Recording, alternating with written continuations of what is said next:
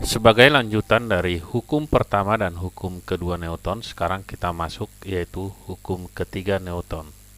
Hukum ketiga Newton ini bicara tentang aksi reaksi, di mana aksi sama dengan min reaksi. Tanda min di sini menyatakan arah yang berlawanan.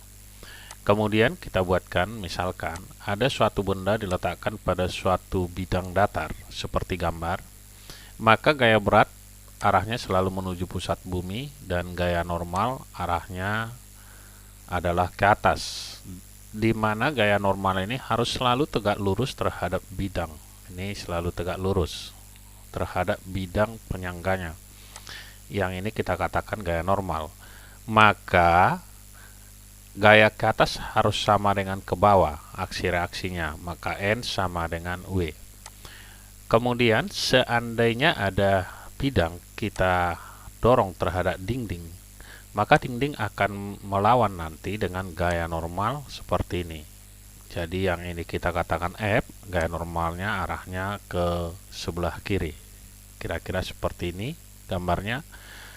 Sehingga kita buatkan bahwa N sama dengan F. Berikutnya, kalau ada bidang miring seperti gambar ini, kita letakkan sebuah benda di mana gaya berat selalu menuju pusat bumi. Kemudian ini kita katakan sebagai W, dan arah gaya ke sini yang ini ya adalah penguraian dari gaya berat, dan ke sini juga penguraiannya, ada penguraian terhadap sumbu Y, kita katakan ini Y, yang ke sini adalah sumbu X. Kemudian gaya normalnya ke atas. Oke, sudut alfa ini itu sama dengan sudut yang ini. Sehingga kalau kita mau cari ini di samping sudut, kita gunakan W cos alfa, yang menyebabkan benda meluncur itu W sin alfa. Sedangkan gaya ini tegak lurus ke sini ya, sebagai reaksi dari gaya tekan ini kita katakan sebagai gaya normal. Jadi gaya normal itu sama dengan W cos alfa. Gaya gesek ini adalah gaya yang timbul akibat dua buah permukaan kasar bersentuhan, maka muncul gaya gesek dengan arah selalu berlawanan dengan arah gerak benda. Misalkan ada sebuah benda kita letakkan pada suatu lantai yang kasar, maka kita lukiskan gaya-gaya yang bekerja. Arah ke bawah adalah berat, kemudian ini ditarik dengan gaya sebesar F, yang arah ke atas sebagai reaksi dari gaya berat tadi kita katakan gaya normal, maka gaya geseknya arahnya berlawanan dengan gaya yang kita berikan, berarti F gesek.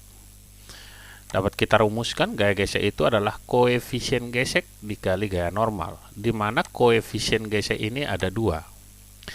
Yang pertama kita sebut sebagai koefisien gesek statis jika benda tersebut diam, dan koefisien gesek kinetis jika benda tersebut bergerak, di mana koefisien gesek statis selalu lebih besar daripada koefisien gesek kinetis ya. Jadi nanti diperhatikan apakah bendanya diam atau bergerak.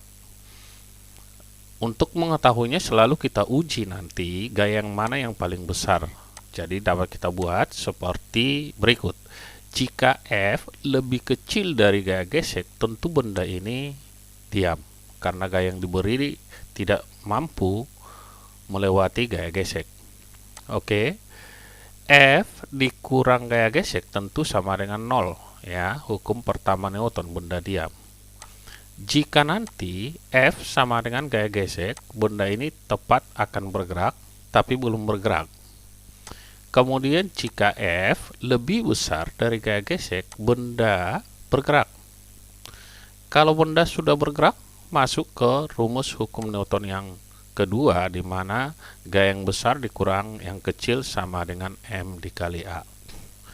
Oke, untuk gampangnya kita buatkan ke soal yang pertama. Perhatikan gambar di bawah ini. Diketahui massa balok 2 kg, percepatan gravitasi 10 meter per sekon kuadrat, dan bidangnya licin. Jika gaya 10 Newton dikerjakan pada benda seperti ditunjukkan oleh gambar, maka tentukan gaya normal pada balok. Berarti kita buat penyelesaiannya. Yang pertama kita lukiskan gaya-gaya yang bekerja pada benda ini. Ada gaya berat, kemudian ada gaya normal, arahnya ke atas.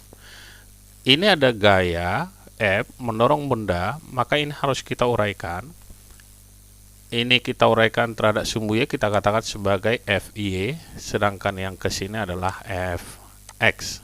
Karena yang ditanya gaya normal arah ke atas, tentu gaya-gaya yang arahnya vertikal aja yang kita ambil, yaitu N, W, dan FY. Sedangkan Fx tidak kita pergunakan dalam hal ini. Berarti FY sama dengan F sin 30. Kemudian kita masukkan F-nya 10 dari soal. Sin 30. Sin 30 itu sama dengan setengah. Ya, kita ambil sin karena ini berada di depan sudut, itu sama dengan di sini. Oke, hasilnya sama dengan 5 Newton. Jadi, kita teruskan W sama dengan M kali G, masanya 2, G-nya 10, hasilnya 20 Newton. Gaya normal ini ke atas, itu harus sama dengan gaya yang ke bawah. Gaya ke bawah ada 2, ada W, dan ada FY. Ini juga ke bawah, berarti N sama dengan FY ditambah W. Hasilnya, FY tadi sama dengan 5, W-nya sama dengan 20. Ini sama dengan 25 Newton. Jawabnya adalah yang D. Berikutnya kita lihat soal yang kedua.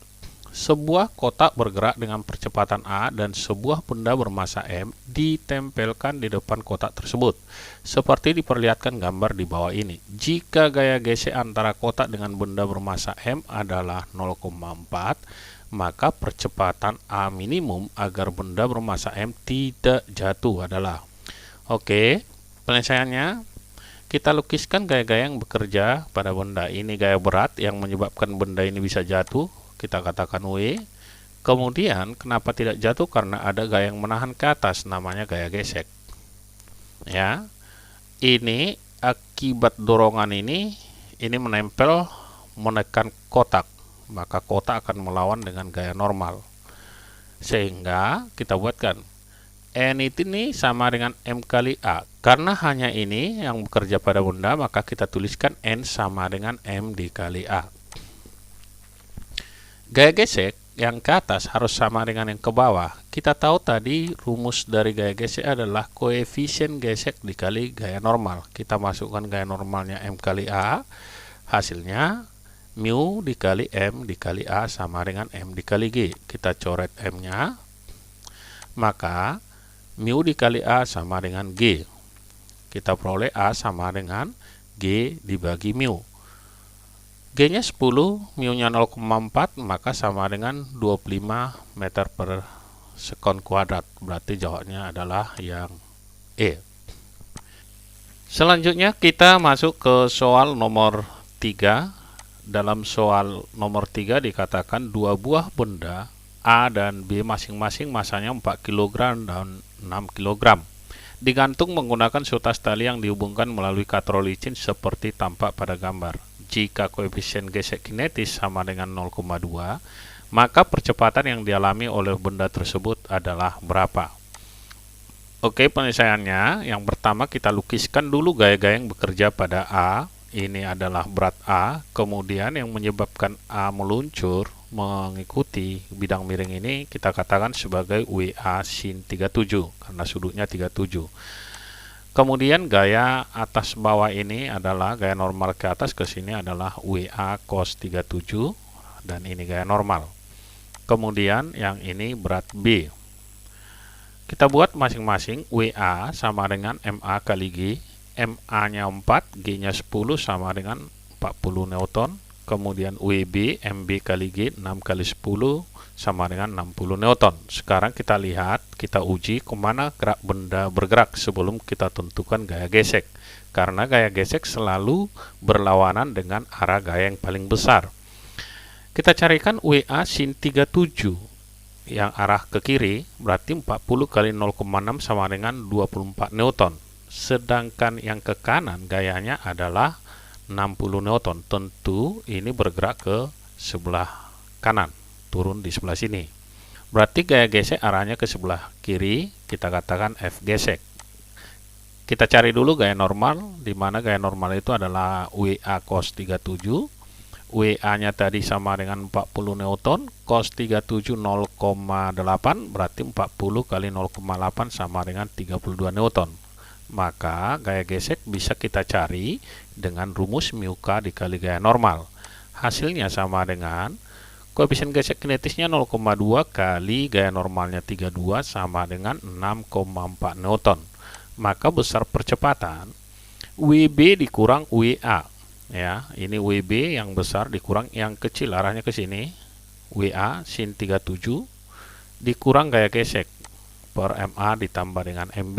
Ya, rumus sebelumnya, jadi jumlah semua gaya dibagi jumlah semua massa. WB itu 60 Newton dikurang 24. Ini WA sin 37 dikurang gaya gesek 6,4 dibagi 4 tambah 6. Hasilnya sama dengan 60 dikurang 30,4 dibagi ini 10, hasilnya 2,96 meter per sekon kuadrat. Jadi jawabnya adalah yang B. Sekian dan terima kasih, sampai bertemu kembali di video pembelajaran kita yang berikutnya.